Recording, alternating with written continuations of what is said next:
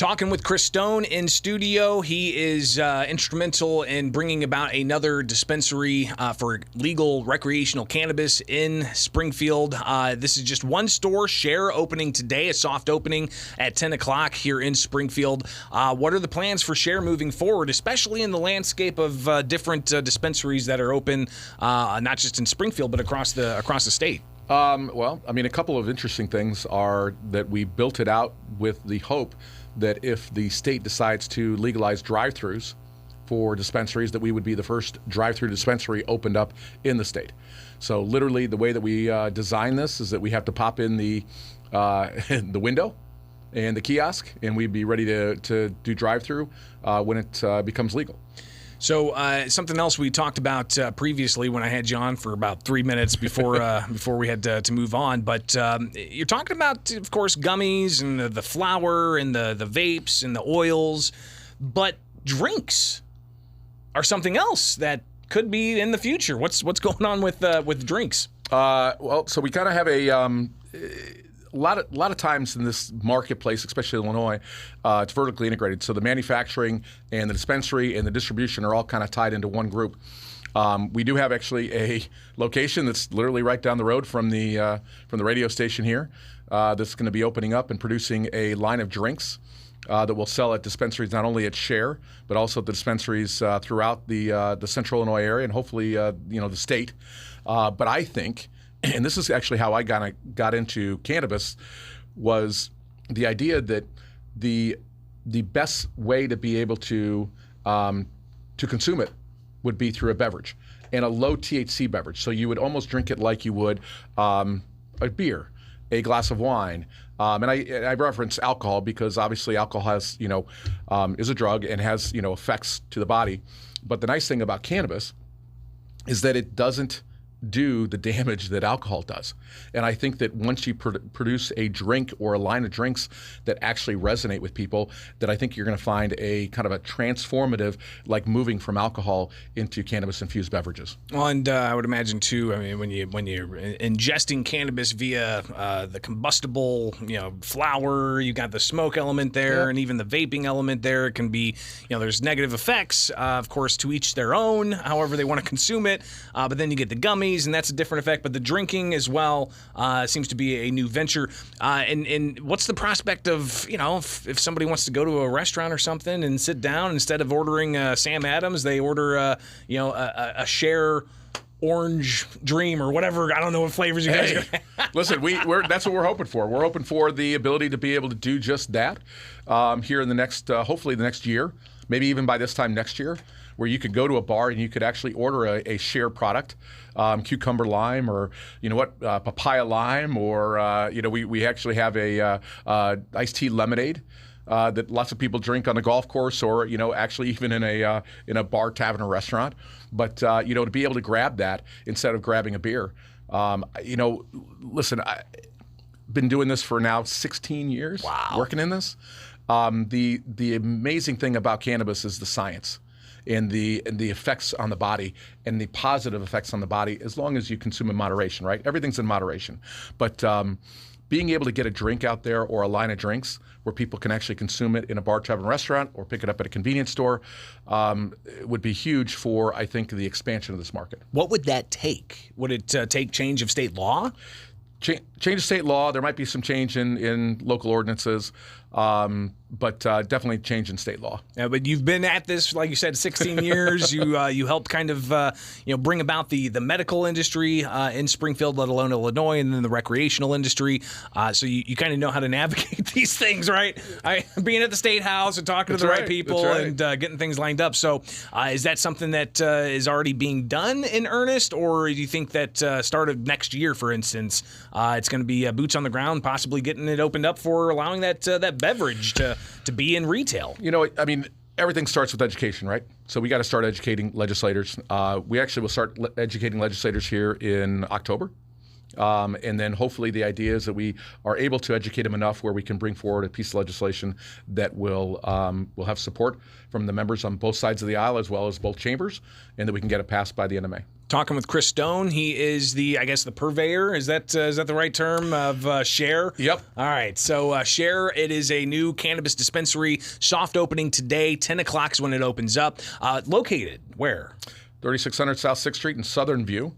Right next to the U-Haul and literally right down the street from the Walmart. And looking to possibly make it the first drive-in facility, but some regulations might have to open up for that. But speaking of regulations, you've got the federal government looking at the possibility of rescheduling cannabis.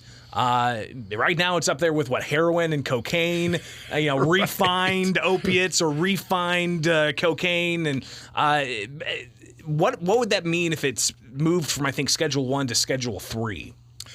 Lots of things happen, right? And there could be pros and cons. And it really depends on how they decide that they want to implement rescheduling cannabis. One of the big things for businesses is the fact that the way Schedule 1 works is you can't get any deductions off of payroll or marketing or whatever. And once you move it from Schedule 1 to Schedule 3, you get those same deductions that normal businesses get. So that's immediate.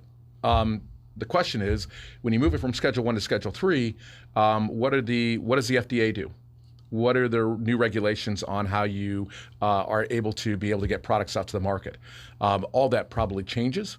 So it's going to be an interesting kind of dynamic as to how this goes. Keep in mind, in the Farm Bill back in 2018, I think, we allowed for hemp, right? Legalized hemp. And they still haven't really done the rules or regulations on hemp, and we are, 5 years into this deal? And that Farm Bill is about to expire here soon. Right. Will they reauthorize it by the end of the year? Some saying it might be a temporary reauthorization, but snail's pace is what government moves at, right? Yeah, and hemp is a Schedule 3. Wow. So... Chris Stone, of course, Share is going to be open today. We've got several other cannabis dispensaries out there, Ascend, Maribis. You got two more that are coming online here. I think one over by the Holiday Inn on Stevenson and Dirksen. Okay. And then I think you got the old Steak and Shake there at Myers. That's right, yeah. So I think those are going to be coming online here the next year as well. How do you remain competitive? Pricing. Pricing. All right. Pricing. Well, and you've got, the taxes on top of things as well. We hear that that's one of the reasons Illinois cannabis is more expensive than where it's been, recreational legal in other states. Plus, you've got the issue of, Illinois' market not necessarily being a free market, right? So you have fewer brands than, say, what is up in, I think, Michigan, for instance. Right. Michigan's definitely cheaper, less regulations on it, statewide and even, locally. But we try to make it as competitive as we can. Southern View is an interesting deal, right? It's a non-home rule community, so you're going to right off the bat save 3 3/4% on your product if you're buying it in Southern View. We've got some other pricing deals in place that would generally make our product that you're buying at our dispensary 10% lower than the rest of the market. And you know what? I think that as competitors come up, right, obviously you're going to see some pricing constraints. And I think the pricing is going to go down, and I think that's good for the consumer. How are we doing on the production side? Because that's also, we've got craft growers that are starting to get up and going, and some of the larger growing operations. You think we've got enough choice and enough diversity and equity, as the governor says about the state's program? To be honest with you, I don't know about that. I don't know what the numbers look like, and I think that there's a lot of moving parts, right? So a lot of people that got licenses are selling those licenses. What the makeup of the diversity and inclusion part is, I don't know. I do know that this is a very slow rollout. We're going to be the first one locally owned craft grow facility opened up in Springfield in the next, I would call, 5 months, meaning putting out product to the marketplace. We'll be the first. Like Share, both will be locally owned facilities that can be able to get product out to the market. But you know what? I think that they issued close to 100 craft grow licenses, and I'm not sure that even 30 get up and running. in the state. Yeah, and that's because of the investments that ever need to be made, and you've got capital needs that are going to be have to be procured. So, still an evolving market, but I'm glad you're able to sit down and chat with us and kind of give us a lay of the land. So, keep us posted on future stuff. Will do. Chris Stone, he is of course the purveyor of Share, which again opens today, 10 o'clock. 10 o'clock there in Southern View. So make that happen. Greatly appreciate you taking the time. And he brought me a hat, by the way. He brought me a hat. Do you have it in here? It is. And by the way, I just want to let you know it is a large XL. No. So L/XL. And you know what? Bishop here has a little bit big of... my head is massive, all right? I have a huge noggin, so I can't really put it down any further than that. Just look, you see how big my head is? That's crazy. It is. It's kind of ridiculous, actually. Yeah, my wife had to find me like a double XL, flex fit hat that actually just slides on perfect. So, no, appreciate that. Chris Stone, the Share dispensary opening up today. Greatly appreciate you taking the time. Thanks for having me again. It is Springfield's Morning News on 92.7 WMAY, Springfield's News and